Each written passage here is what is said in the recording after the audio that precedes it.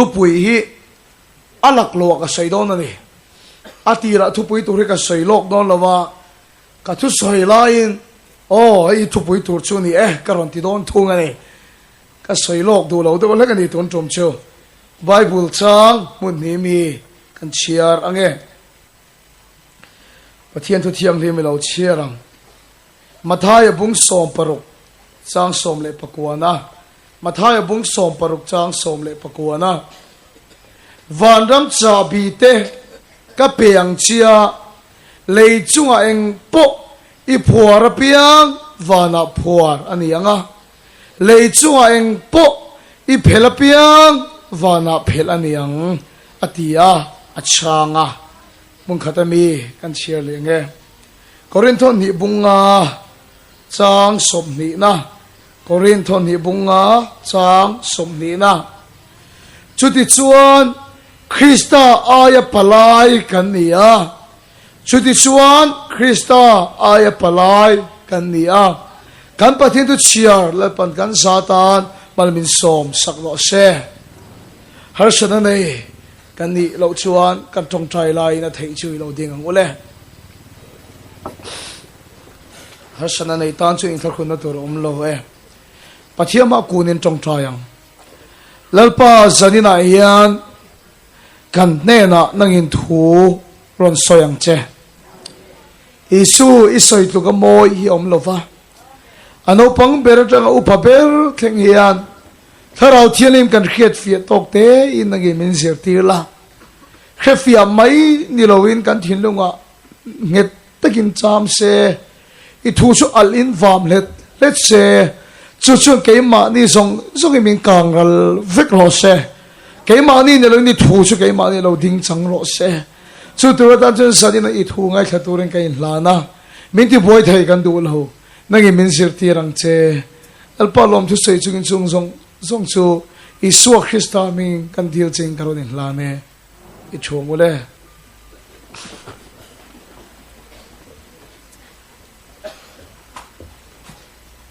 ปะเทียนตานะอาส่งอารมณ์บอลตัวระกันุนชิงชิรับปะกัลันเดียร์นี้กระจงใจนะเฮกัลลักยาลัลปะอาส่งอีรงบอลตัวกันอีโดนันอีส่วนอีนี่ยกนุ่งฮีอันนี้น่างารักกระตัว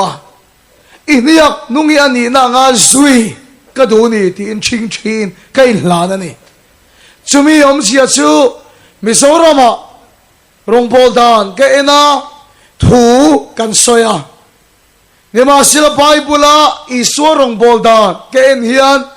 ถูจูอาศัยง่ายลฟ้าเราจันจินชาอัตลางเอาปุยารำหวยอัตชัวกะดำโลอัติดามาพาร์อัติเทียงเลมามีทีเดอากาศทุ่งเสลนี่แล้วป้าสิฟกินน้ำร้อนเสแล้วป้าทุสอยสวะเฮียนเรบุญก็ดูเราส่วนส่วนอีนี่นุ่งให้กันสุยโดนนี่ส่วนรำหวยเดโนชัวกันดูอีมีก็ดำโลเดจงใจกันดูอันนี้จูบางจุนอาซาดเวจินอะไรบุญกระดูละว่าอาส่งอินยักนุ่งจุยตัวรินไกลาเนี่ยที่อินลัลปาเนี่ยนะไกลานั่นนี่ทุสอยงดอาเฮียนอาศกกระดูเราเชียนะลัลปาเฮียนอาคอยนะอาวางินอาเฮียปอมินทีนี่อินตะเฮชินดำเรากันดูสุกันที่ดำไทยเมียเราไหมกันชุ่งกันเลยกันดูสักสองปอนี่เสอามาสุดแล้วไปหินะคอยน่าฟังอินนัดชัวแต่เขียบมินเทียนี่ที่ก็มุชีนะอิสวาคริสต์มิงินมีก็ชัวนัดที่กันฮาวะถูกันเปียอันเขาอาจังเดียนจบเลสิรินนั่นนักหิกเตอันนั้นลวกชวกชีนะนัดชัวทุเรศนักเขียบแล้วไปมินทีที่กระเชนพาร์ตแต่เทียงลิมรู้จมขัดมุนปะขัดรงกันโบนะมิสรัมโปนะเฮียนพาร์ฮีอารอนกะละกะดัมมาติดลัดมายาที่อาศิรมีที่สวยกะเราขี้เลปรสีมิสอนโฮทุสวยที่พวกเราขัดชีนะพาร์เช่นขัดชิงกายชนไทยเราเนี่ยมาเสเช่นขัดชิว lova khoi ve hian ai kai theya an ti ni chulai kan rong bona ron kal phar chuan kadam mati miau mai sia ta chuan adam tak mewani chuan kan khoi tiang ka tiang ka khoi ta chun vela han keima hian ka ring hlel le alo dam chi lo chu ka kai don chiang ani hi ka tia chuan kai ngai bel chawa chun thingpui lai te vel phei ka chuan ka thak sep te hian ka ria ema sela akar chawa han ka muan pastor po ka zo le adam chiang mo kan pi kha ka tia o kan khel zong ani a phar kha adam mak ani ati ni lal pa nei na sep em mai ai zo la kan venga kan ina kom thei to lo thu reng ka soi thei to lo kami ka ho tang khan ka zak ani dam lo an dam ti han ka lung oi to lo i su ai ko so en enge ke ma hin kristan ani na tak tak apon chu na tu na ta na dal tu no chu chuan kanun hi ti room tak mewa ti chuan ina pokom thei to lo kan rong bo na program a thei angin kan siam dang lama trong trai kang ka ria lu top mai angai ni ka ti a phone po ka kheng lova thian te nem pon kan kal lo ke ma in tu sik ke in tur ka pulu ta ni som ni le pakhat vel chong hai trong trai ka na yang ka ti ka lu top maya a chan chu ke ma hian chin ral ngai atam ni in ka hria ni ka trong trai ya ram pa lei lenga ka awa lalpa ke ma hian engin nge dal thin kaw lo maya enge mo chen ka trong trai to nuwa hian ka thin lunga in hai thei mia lovin chu ni kan thu pui tur chi benga hiat na ni mia lo ka thin lung chu ga hian ka trong trai cha na pathian thu aron theng ta lalpa chu fakin no se chu pathian thu lalpa eng hinge mo ini na ka puan chua zo lo ni eng hinge mo yai min o zo lo ti tu hi le ti a ka trong trai chan na thu jing ka tholi mo tang benga hiat na ni si lo ka thil lunga tang ron reng om chumo ko khan ti a reng mai ni thu pu ya tan san ni ka vo thu po ko khan ti ni ko khan ari reng mai ka benga ni lo ka thil lunga aria ko khan ti ari tuk maya tharau thilim chuan na om sia kalongai da nang ni mia lowi min khil fia ta ani chu tu da ko khan ti ka soi ka ni thin lunga eng tinge aron ri baptist ko khan emne salvation army emne iswa krista ko khan te emne presbyterian upc ti lampang ani lo ka thin lunga aron rik dan chumo he khovel lakata ako khan Paul hinga sailo Iswa Krista ayo tak nun nay katuani chuan ko khan kani ngamangai chu thu chu na em inaron thengani chu kanu pan lain pona thian ka ko ma ka leng chu ka kanu chuan miron zonga ka thian te singa tang chuan min ron ko khang ta ni kan ti ma lo ong khom lai maya chung kan ti mo singa tang chuan rem moi ei ka ko khang ta ni chu tiang chi chuan he khovel la ka ta ko khan presbyterian is so Christian ko khan baptist lampang ka sairo chumi Paul chunga mingsia chumi Paul chunga tel preng chung pon he khovel nen ruan lo takin ngong khol kan bat du na se me ma he khovel thian ni kan chul chuang lo he khovel a chun ko khana ming kan sia kan ni mai thei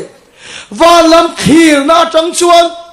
ko khan kan ni tak me rem ti zo ngai khia ko khan ka thin lunga awan tlana tak em khovel ti kan soi hian mo unaw te u bible hian khovel ti aron ko ve pani hi omani pakhat chu isu na mangai em adam na anu na lan khani a pakhat ve thung chu mangai su ati khani riat pol lo tur ni hei hi mangai lo tur min ti khovel chu zona le khaton pakhat na bung ni chang so paruka ti sa chak na apoi mo khop mai mit chak na dam chung ro puina lem te hi pa chua kan ni lo khovel chua kan ni he khovel hi achang te chopina borol don ati chun zamani unaw te mangai lo tur min ti khovel hi oma ai zolom cheu tangwal cheu tu na hen tangwal tam tak khovel le fejik larin di ka khovel chu ai nang lo khop mai ai zola kanom ho lo ani lo kanom ho reng veng khata kan cheng lo ani lo kan cheng reng ni ma silan khovel le ka khovel ai nang lo so ka ni ka khovel ti satsak na khovel mitsak na khovel dam chung ro puina lem khovel kha mangai lo tura min ti chuani a ni ma sila he leilung khovel kan ti ve tho hi chu lalpa na mangai em a adam na ni sunan na la na ni lalpa chu fakin om ro se unaw te sanian ka saidu chumo mangai lo tura min ti khovel ti satsak na mitsak na dam chung ro puina khoveli tunai na chang chak em a chak tak zitani nu le patam tak tam pe chon khiat khiam harang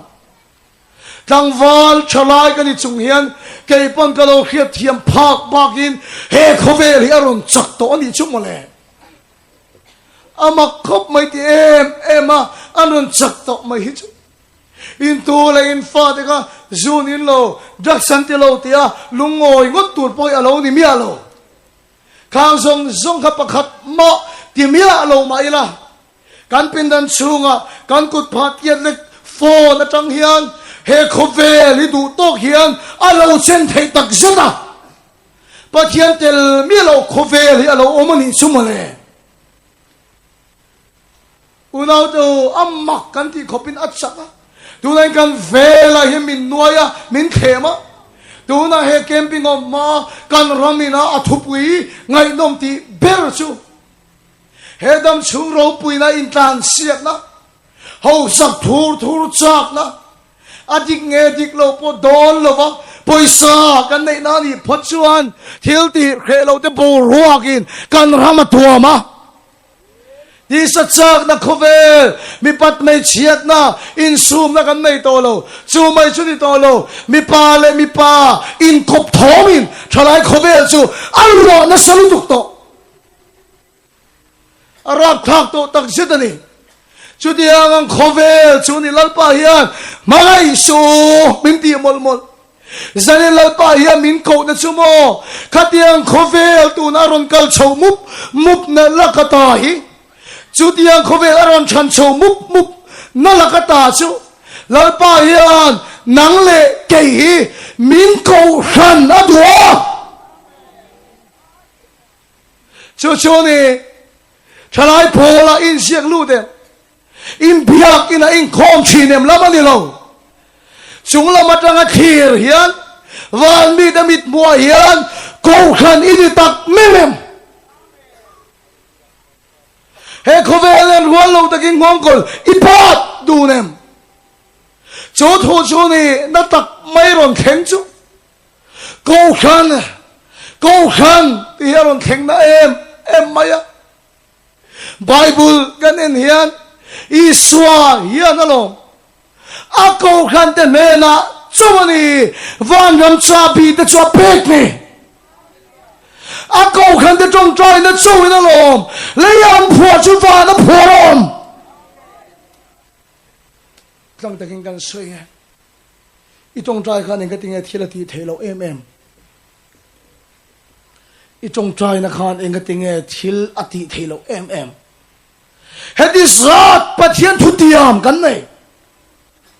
ni ma sile ka tinge akhen thei silo hedi zat pathian ro puina thutiam hom ni ma sile ka tinge alan thei silo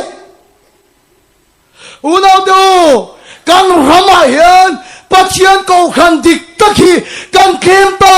อันนี้ไม่รู้โมอาเก่าขันจะจงใจนะเจ้านี่วางคอยจะเช่นวันรำชาบีเตนี่อาเก่าขันเตนี่นานนี่เป็กนี่อีจงใจนะครับทิลเองก็เป็นไงอาทิตย์เทโลแล้วปาเก่าขันอินี่โลอันนี้ไม่รู้โมอิงเก่าขันโพละอิงคงไงโลก็ทิโลจงลำเขียนนะจังเฮียนอาเก่าขันกันนี่โลอันนี้ไม่รู้โมแกนี่รองโพตูเตงไงโพเฮจงละปาเก่าขันดิกตักจะจงใจนะชวนวานเล็กเขาเวียคอยจะเชนอาเมนแล้วป้าจะฟังกินอมรสเช่ไบเบิลแค่อันรู้ปะเทียนเก่าขันเตเซลินันนี่วานเล็กเขาเวียคอยจะเชนโมเสียปกค่ะไอกุปตารำรู้สุมเตไอชวนคริสต์อันที่ดูตานั้นจะสุมรู้ปุยารู้ตาฟาโรห์ฟันโอฟปาฟัวอดูตาโลช่วยกุปตารูปุยนั่นละก็ตาชูเก่าขันอันนี้งามอาเมนแล้วป้าชุดฟังกินอมรสเช่อับราฮัมไงปะอาคนละมาตาอะไรสินเตสิกตาเก่าขันอันนี้งามปัจเจียนเก่าขันเตเสแล้วนี่วานแล้วคอยเชนสัจจกะเลเมสกะเลอเบดเนโกเตDaniel the Chian Ho the Boga and Vela Til Kenglaka and Dankat Maya Ko Han Aloni Mama Josepha the Gapo Mi Pat May Chiat na Kem Nalakata Lalpa Avang in a Tanglam Mama Chuko can the same Chuan Van a local chain Bible can end Chuan Tirko the Gapo Ko Han Aloni Mama and Chuan Raman Lungkam Loลุงคำเสลังส่วนกีเลนรำจางในตัวตุรันเหล่านี้นี่มาเสลังรำทะเลส่วนโจกันเหล่านี้แล้วป้าตานเขาขันอันเหล่านี้งั้นมั้งแล้วป้าชุบปากกินน้ำร้อนเสจุงเขาขันแต่จงใจนะชวนวานคอยจะฉีนะจุงเขาขันแต่เนี่ยนะชวนนี่แล้วปั้นวานรำจาบีเดเบกนี่เพรสเบเตอรีน่ะเมมเบอร์เองจังเงี้ยBaptist member engzangyom ki aya poimo chu leya hian thalai singa rongbo tu te singa pathian ko khan dik tak engzangyom chu mi te chuan leya wal an khoi che thei chin lal pa hian leya an ko khan te mamo pol in siak lut ni lo rong bol na chan do an fuar yot ni lo he khovel la ka ta ko khan ni ngam chu ko khan te chu van nam cha bi pe kan ni enga tinge kan chong chai na hen fa na khoi che thei reng reng lo ko khan kan ni to lo ani mai lo mo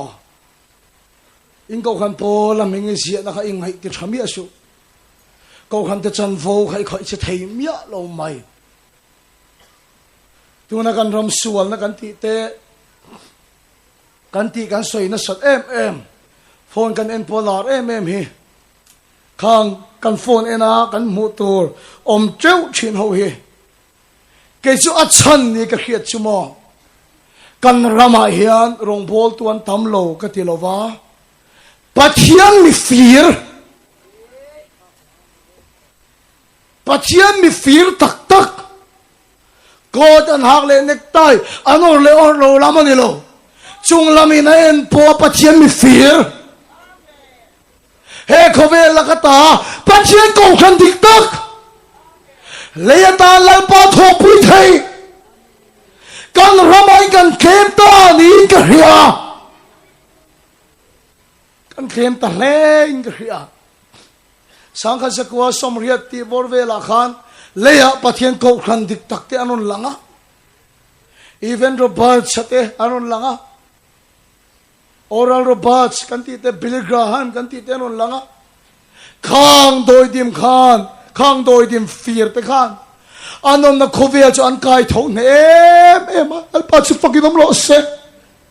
unaw tu khang pathian mi fear te om lai khan Kovelan 80s kan ti pathian om ring lo kan ti hian hunan changwak lo an doi dim ka fear lu to ka an non na chang phut kovel ka an kai thau sel kat mai ni even the ba chateron chhuak aro pui ka ti West Rama revival a khenga even the ba chanun ken hi min khoi chin lunga thei lai na ai lo china tia na thok mal mon ti la yin aron room chuak le hok zela engating e moni ti a an wangai khak chi anian lalpa wells simin pero wells min pek ma jun kanun na la su ti a atong try na salu tu khi a khiat mi lo lai pa lo room china ni chu kum som paruk mi ani atanga room tanante even robacha pathian doi dim fear well from tanan chuak chia mai chu a vel chang phut zong chu a kai tho veka awan pui tak e khati lai khan football stadium in khel en tur ponom lovante pathian lama lalpa mi te hoi le tira aro puri tuk bible lei tur om lo aso sel mai sarkar na thok ei ro te ngai pon tharau thiene matang sualin khiat nan nei na salu tukha adik lawan thil lo lak te anda kir le na salu tukha sarkar pon ada khon na tur nei to no angai dam top maya pathian mi fear ko khan dik tak he khobe lakata in se khangam ti sa chak na dam chung ro pui na he khovel lakata lampa ko khan ni ngam te no mani chuan lampa tho pui sel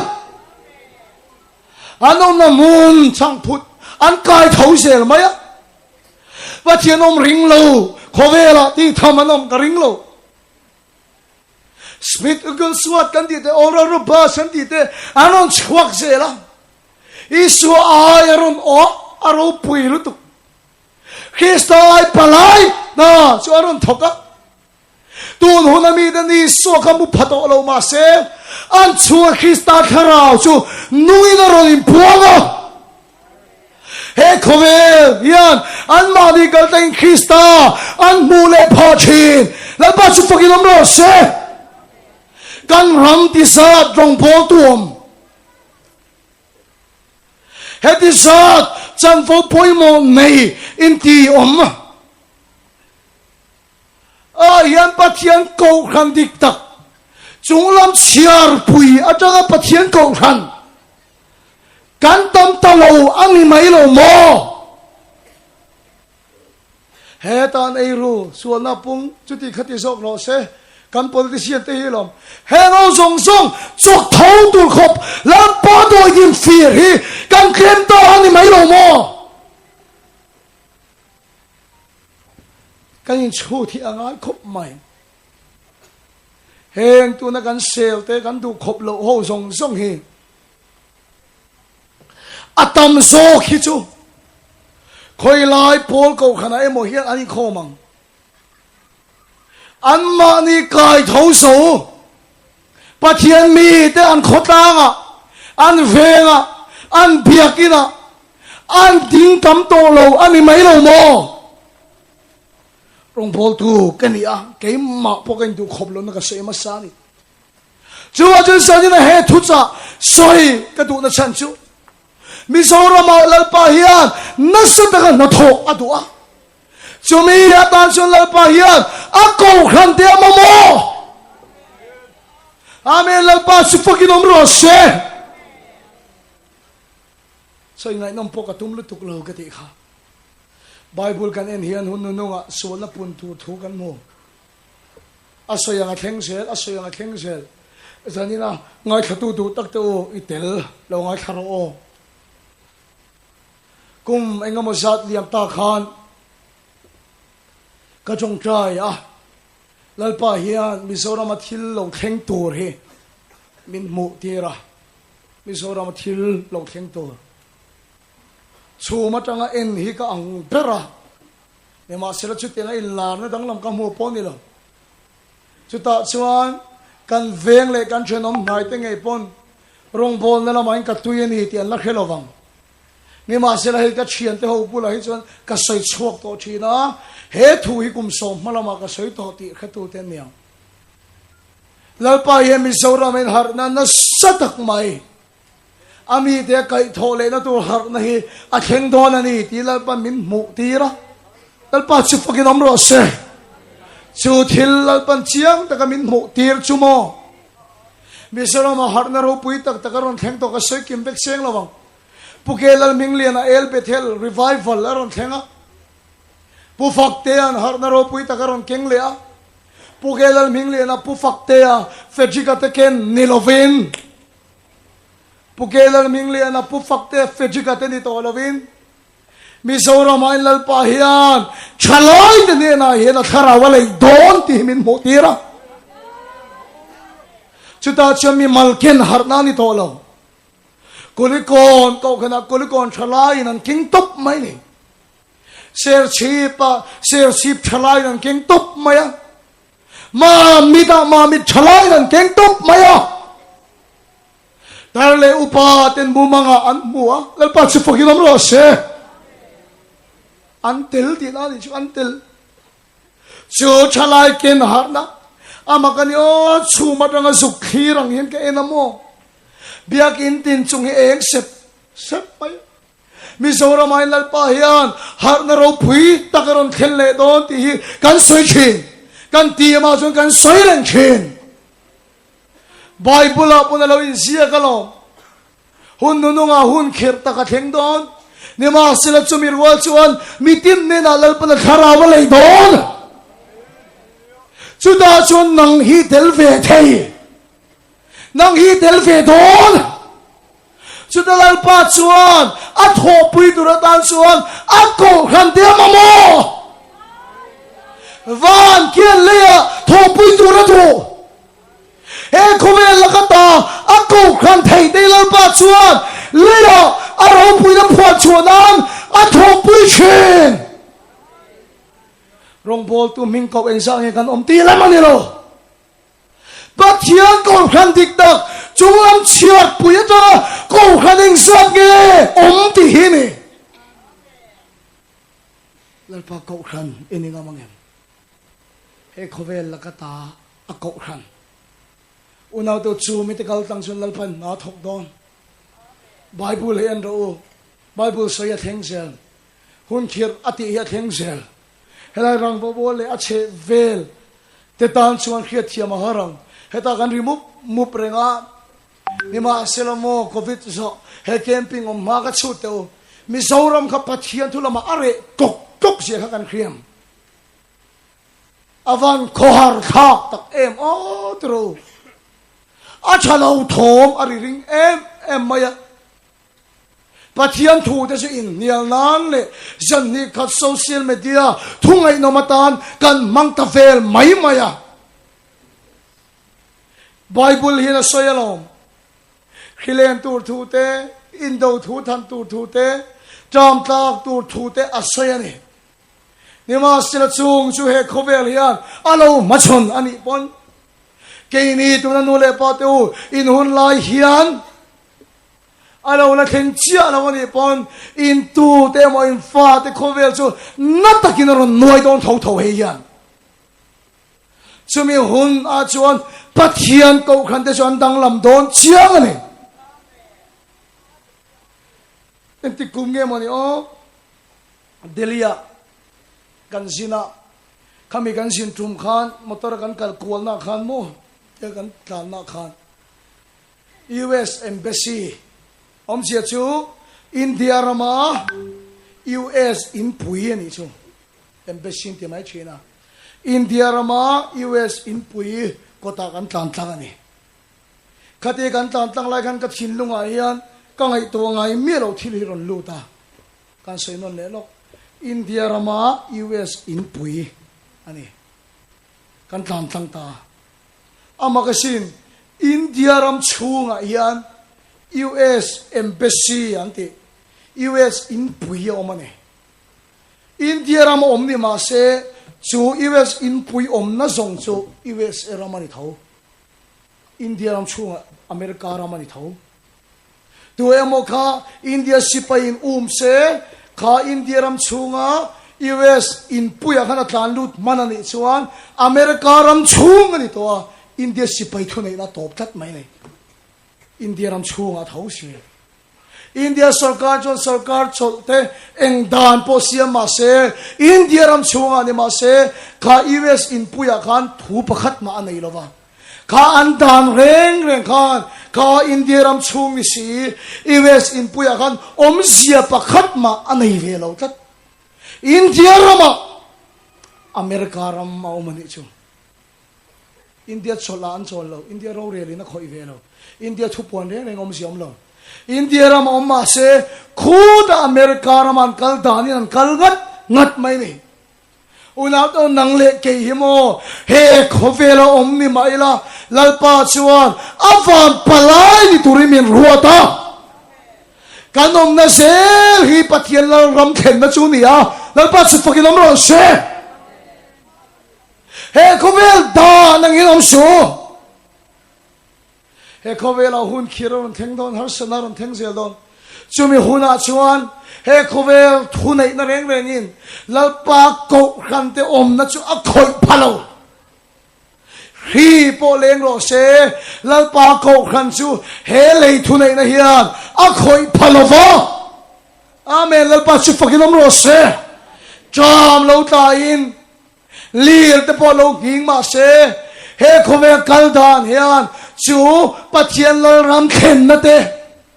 van palai te chunga chuan he khovel thunai na hian pakhat ma in thu anei phalo chutiang mi ni tu cholal pa hian tu na hian min du to tak zet ani he khovel suk wala su he khovel khek wala khe he khovel kal da na kal ve ni lo engang pone khoveli lo kal ma se I chunga pakhat ma thu anei tur ni lo wa hi lo leng po ni se I chunga pakhat ma in thu anei tur ni lo wa he khovel kal da ni lo wa dan tiang in leya kan ti sel dol amen lal pa chu fakin om ro se chu tiang van palai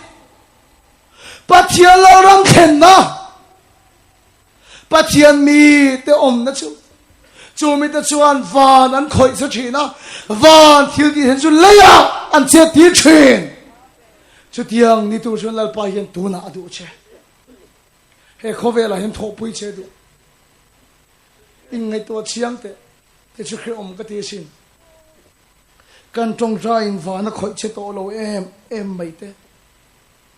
kan chong trai na hian pathian in miron chet pui to lo em mai te rong bol tu te o hromin ti ve thinem isu ai kan o zolo lutuk te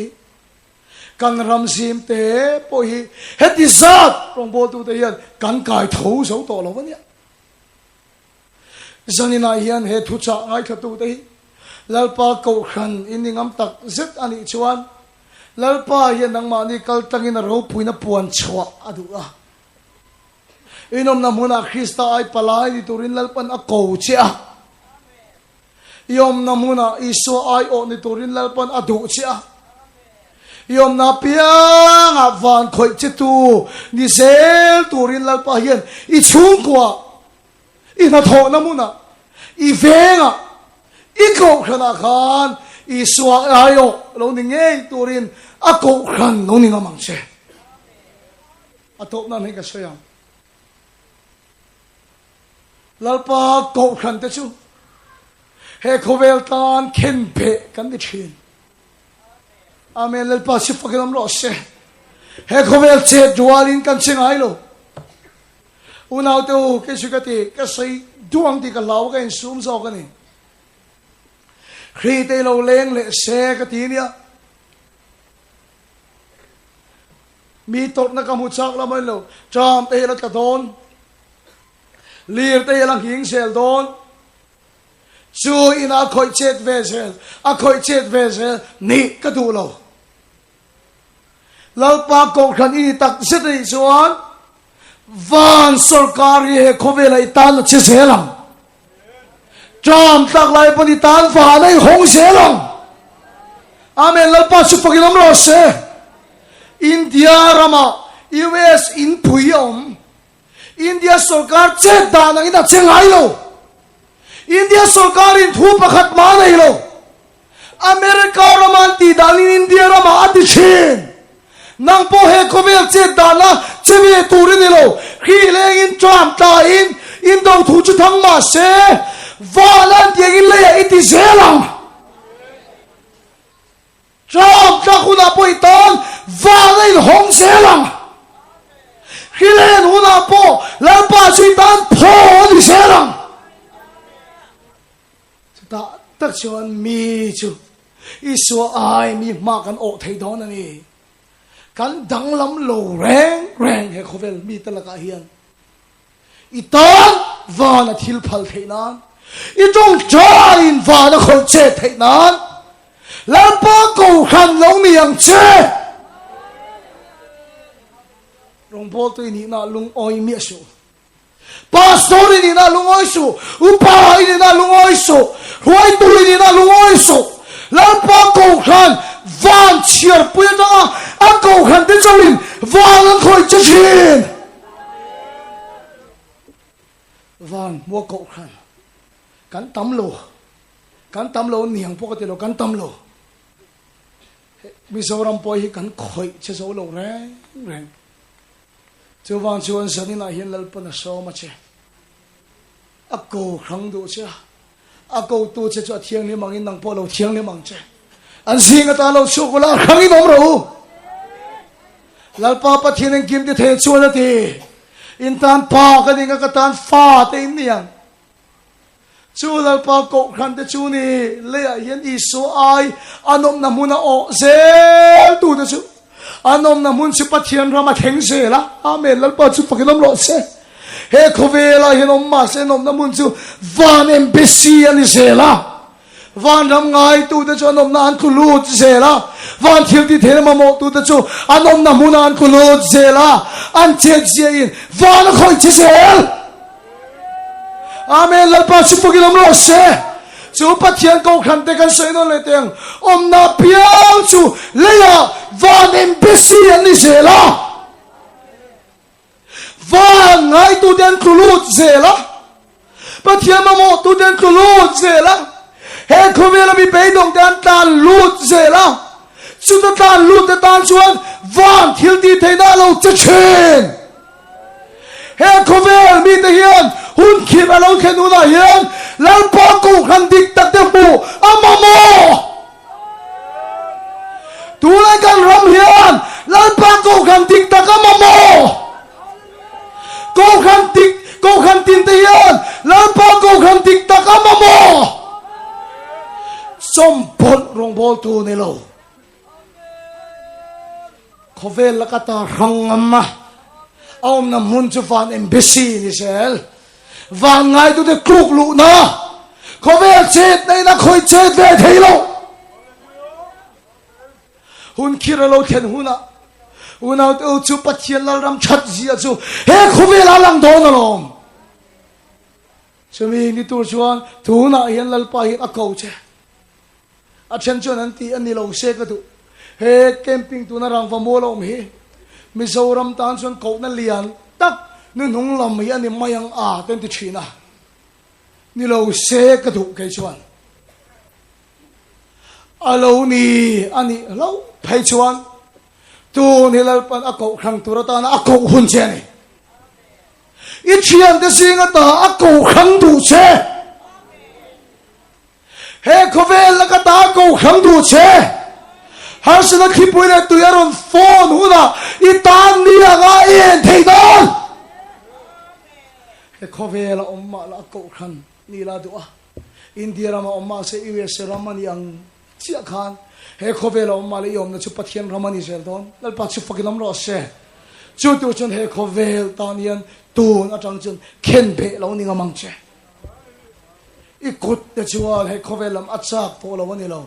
achak na la bo lo ni pon khen be lo ni lo he khove kal kungi khito lo ni lo la khiani mala he khomel don ken pe lo ni ngamang che Amen lalpa supakin omro se chalai kani khovel hilat sakani o chalai kani nule pa tam takain khovel alat sakani o nima sila tun lai khovela poyan lalpa dan kau khan mi ka khawa ka chak lo ni lo ka du lo ni lo khovel ta na khen be ni chu ka thang ni kan ti ve thai lo ni lo kan chak lo ni lo ma si khovel tan khen be kan ni kan ku chu kan phar thiang to lo zo ka khovel tan khen be kan ni awagin chunglam kong a chung kan ke chu kan lek thiang to lo zo ka unau du tak tu chung khen be ningam te nun reng reng chu khen be chu an thing e nge ya nakina khovel po an tan khen be ala ni le thin zu tan khen be ni phot ro nakina zu chak na hilal pan la khen be sak ven che drugs tan khen be ningam phot ro drugs thil di thein lal pan ala khen be le sak ven che he khovel mi thiam te chuan drugs do ti to thin chu azu ni net khop maya kum su ti za ta po chuan ala cham an ti thin nima sil kan pathian thuda na chuan khovel tan khen be in ngamani chuan drugs chak na khalal pan la khen be sakang che he khovel sumle pai la ka hian khen be lo ni ngam phon jo nakina sum thil ti then chulal pan ala khen be le sak ve ang che mi pat mai chiat na ka khen be lo ni ngam phot ro lal pan nakina ti saksa ka su ala khen be sak ve ang che a ko ran te tan lal pa chu ni ang in eng thila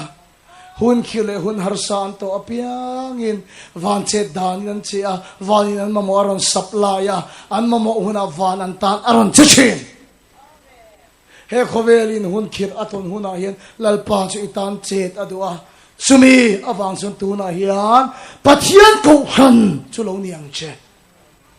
chu me te chu lal pa na van nam cha bi a pe china chu pathian ko han te tong trai chuan van a khoi che chin leya an phur chu van a phur an chin leya an phel chu van a phel an chin rupui ka ti em chu mo mithi khokul kong khar pon chung ka chu an ngam lovang khokul kong khar pon an ngam lovang una to asang ka ti he tho he amen lal pa chu fakin amro se so lai kan get so kan khriang karin dai darli ani to e kan ti chuan a khai ar fi ma lu du ta chuan an lu kem tong an te kan ho tu ten get an khar ta thina ni kem kan lu ni a chuan chutia get an khar to chuan la lu du viau ma se ain kal kat to awangin a chunga thu nei to lo pon mi ta chuan kan khithia mang karin mi thi khokul kong khar khem mun po hian ama mi te chu a veng kat maya nima sila pathian ko khan te chuan chu setanan akula aven te chu pathian ko khan te chuan an zuk bei do na mi thi khokul kong khar te bon su khong khem mon thil ti thein na phur mek te phur da pon hon sakanga an phel sak zelang amen la pa su fakin omro se ka sei chua khe do pakhat kan sei dang aven ka sei lo mai ngo i pakhat drugs addict ani a odia an kai har zo an ring to lo ani masamak de mai ron har le mo kan rong bol tiet lampang chun chi to lo min khe lo pon mai thian ve nga te kan kal lo wa chu chuan an har le khan rei do khachu drugs kha khoi to lo wa chuna ina amu tv ai lai khan tv ka thu soi hi ron lang ani mi kha ko ka atap chuak ta chumi wanga chum ten ron bia chun ya atap ta vok maya so pa so ati meron ko ka odi lai khan kong khar sen lam hi ka pala ati kalu chep to ti khan a mu hi min nu ka kalpo ka kal lo ati tv mi so kong khar sen so aron khara iso Christa mingin kong khari ka khare ti na ron soya karon har le ni ti he soi choka ka mel kha kok sia chung te kamiron jong choka ni unaw te o nialan dan chon thi na lam a khem muni na pot me ka ni ni ma sia chu chong trai thil ti theila tu nge an ni pokan khiat lo ta nian kum tin hian January ni khata ale January thain kan chong trai sia chu pa in aron soilai taka chu January thato pa ni chu kan chong trai na chuan khem hun khui khwalin apo na lakata chu atan khem mun kong khar chu chong trai thil ti the chu akhar saka amen la pa su fokin amro se mi thi khokul kong khar pon ngam lovong ring tu dei abei tu kan ni sel chobang chuan tu na hian ne na puang chuak thailo liam tuar mek te khem hun khui khwalina apo mek te hi mi thi kokul kong kharin akhar nan main nang le ke hian an tan mi thi kokul kong khar hi kan khar sakangaya khem munin na le mek tu te la ka hian e mi thi kokul kong khar la ka ta thu nei na nei dik tak chu pathian ko khan dei kan ni chu in khoi na mamo in veng in mamo in chung kwai chung ka chu amama bola mingin sia lampang ani violo pathian ko khan dik tak ka chuan iswa ya no thin Krista ai paloi ni le anung thin hallelujah chu pathian ko khan fear chu lo ni ro le ya hin lal pan tho pui che adwa mi thi ko kol kong khar pan ngam lawang che banan cha bi chum da chu lal pan na pe a an trong tran chu vania tho pui a he le ya thileng po lo kheng se chu chuan pathian ram khen da chu a khoi chi phang ai lo ani pathian ram ngai mi ten ma ni an tu lo ta van thil ti theng chon ma ni tangin an lo chang chen ani zanina kan thu pui le lal pan na som na chu he khovel la ka ta chu lo khrang la pathian ko khan lo ningam la an singa ta lo chuak la khrang in omro he khovel nan wo lo takin ngong kon i ba na khui chu i swamin ti cha ni ro she amen hallelujah ro lo ta ka ngong kol in ba na ngong kol ta chu pathian khia thina chuan ti kia sak chau ro she ifa te tan van ram in hun theina Chris pathian ko khan an mamo i chung ten pathian ram an thlen theina pathian ko khan an mamo i chung ten pathian ram an thlen theina pathian ko khan an mamo in ko khan in venga pathian na tho thlen theina pathian ko khan an om angai ani pathian ko khan dik tak khovel aron cho chang khovel an kai tho thi chu doi din fil chuan in venga in khua in kile huna inom na mun chang phut in veng chu lo kai tho the turin lalpa doi dim fir lo niang chu kan thu soi lalpan kan satan malmin som saklo se pathian ma kunin trong tayang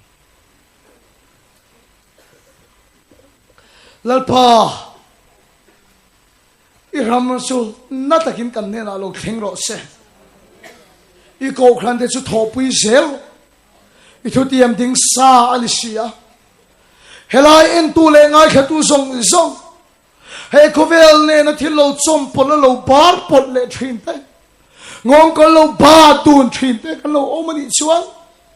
he khovel ai ko khan ngam turin tu na thu cha khan min chen khang ro se kan chung kwa in pathian ram kan then na ni ko khan mi amamo kan venga in the tho then thenan kan na tho na mu na iram lo then thenan I ko khan te nom angai chui doi dim feel to om na piang chak phu cho tho sel kan om nam hun kai tho thei turin I doi dim feel na nge min sia mang che al palom thu kan khila che chung song chi so min kan deal chen kan la me amen